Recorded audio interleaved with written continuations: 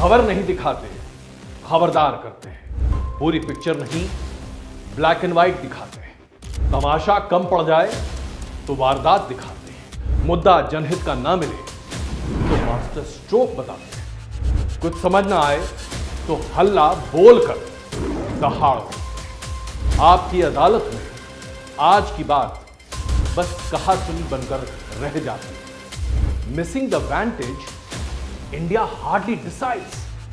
Banking on Mojo, editor G's are the news trackers of the day.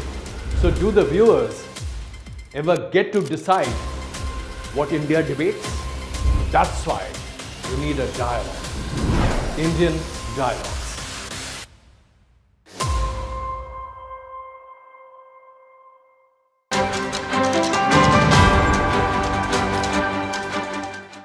नमस्कार। 76 साल की आजादी ने दुनिया को यह बता दिया है कि भारत एक महाशक्ति बनने के रास्ते पर है। अगले 5 साल में हम दुनिया के तीसरे सबसे बड़ी अर्थव्यवस्था बन सकते हैं। Strategically also India is the most preferred nation to keep in check countries like China, Pakistan, North Korea and even to a large extent Iran, as and when required. Diplomatically, आज भारत के पासपोर्ट का वजन दूसरे मुल्कों के इमिग्रेशन काउंटर पर देखते बनता है। अब कोई ये नहीं कहता New Delhi, where, oh India. अब कहते हैं लोग India, what a great country, you are progressing like nobody's business. अब तो भारतीय मूल के लोगों के वोट के बिना विदेश में सरकारें भी नहीं बन पाती। दुनिया बदली है और हम यानी कि भारतीय भी बदले हैं।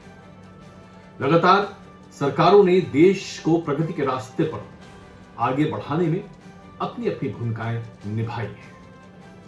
पंडित नेहरू ने भारत को सेल्फ रिलायंट बनाने की राह दिखाई, तो इंदिरा गांधी ने राष्ट्र प्रथम और आत्मविश्वास की राह दिखाई। राजीव गांधी ने डिजिटल इंडिया की नींव रखी, तो नरसिंह राव और मनमोहन सिंह ने आर्थिक उदारीकरण के रास्ते पर भारत को चलना सिखाया।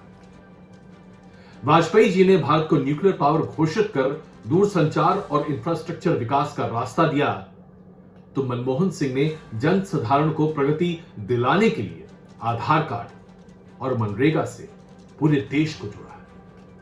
प्रधानमंत्री मोदी ने देश प्रथम जल कल्याण और जन भागीदारी की ज्योत जलाई, तो देखिए कैसे ये देश आज लहलहा उठा है।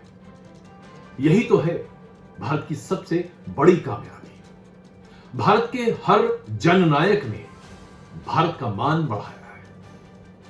जिस देश में आज 80% साक्षरता हो, जो दुनिया की सबसे बड़ी आबादी वाला देश होने के बाद भी महीनों तक अपने नागरिकों को पेट भरकर खाना खिलाते और कोरोना जैसी महामारी से राष्ट्र को बचा लाए, जहां ज्ञान, अनुसंधान और विकास के साथ साथ अंधविश्वास, रूढ़िवाद और संकीर्ण सोच भी एक साथ चलती हो, तो फिर आप सोचने को मजबूर हो जाते हैं कि आखिरकार विकास के रास्ते पर सड़पट दौड़ता भारत, उसके पैर में ये बेड़ियां क्यों है?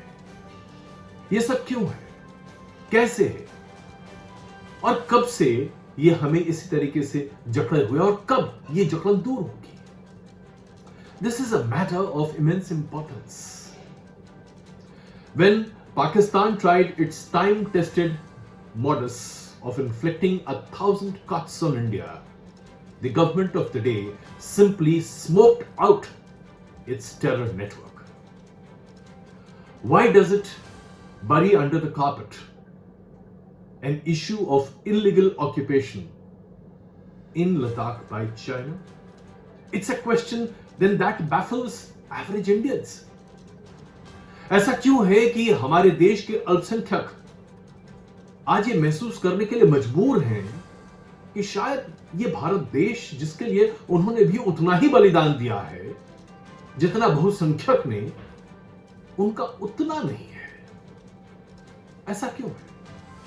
ऐसा क्यों कि हरियाणा के 11 जिलों में ऐलान कर दिया जाता है कि मुसलमानों को काम देना बंद कर, नहीं तो क्यों खबरें आती हैं कि देश के कोने कोने में अल्पसंख्यक मुसलमानों की वजह से हिंदू खतरे में है और हिंदुओं को बचाव के लिए हथियार?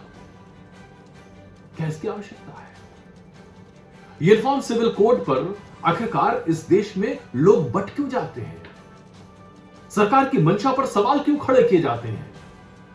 यूनिफॉर्म सिविल कोड एक आधुनिक भारत की वास्तविकता है। इस वास्तविकता से क्या हम मुंह मोड़ सकते हैं? इंडियन पीनल कोड में जब बदलाव और संशोधन की बात आती है तो भाषाई विवाद पूरे देश में क्यों सलग उठती है? क्यों तमिलनाडु में कहा जाता है कि हिंदू और हिंदुत्व और हिंदी हमारे ऊपर मत थोपिए? ऐसा क्यों होता है हमारे देश में कि एक राज्य उत्तर पूर्व भारत का मणिपुर 100 दिनों से जल रहा है, उसकी आवाज, उसकी जलन सरकार के कानों तक न पहुंच पाएगी? सत्ता पक्ष और विपक्ष की खाई आज हमारे देश में लगातार गहरी होती चली जा रही है। संसद के भीतर, संसद के बाहर सांसद आपस में बात नहीं करते। जब देश के जनमानस के भीतर का मतभेद मनभेद में बदल जाए तो फिर देश की ये पूरी तरक्की एक तरफा दिखने लगती है, वन साइडेड, चौतरफा नहीं, स्पोरैडिक दिखती है। We see islands of prosperity in landscapes which are immense of gloom. Why?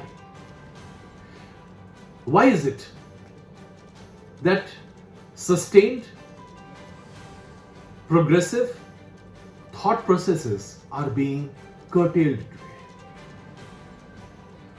Why don't we focus on cumulative common good? इन तमाम सवालों के जवाब हम तलाशने की कोशिश करेंगे। आपके बीच रहेंगे, आपसे बात होगी, आपकी बात होगी, आपके सरोकार की बात होगी। और इसलिए हम लेकर आए हैं आपके सामने एक प्लेटफॉर्म जिसका नाम है Indian dialogues. Indian dialogues as a platform shall strive to bring forth these fissures, these issues that now stifle us as a country and as a society. A free and frank discussion with no end game, no specific goal or agenda, no objective, but a platform where we have a freedom to express. And we, each and every one who is contributing with Indian Dialogues, we welcome you to join us in this journey. Let's talk. Namaskar.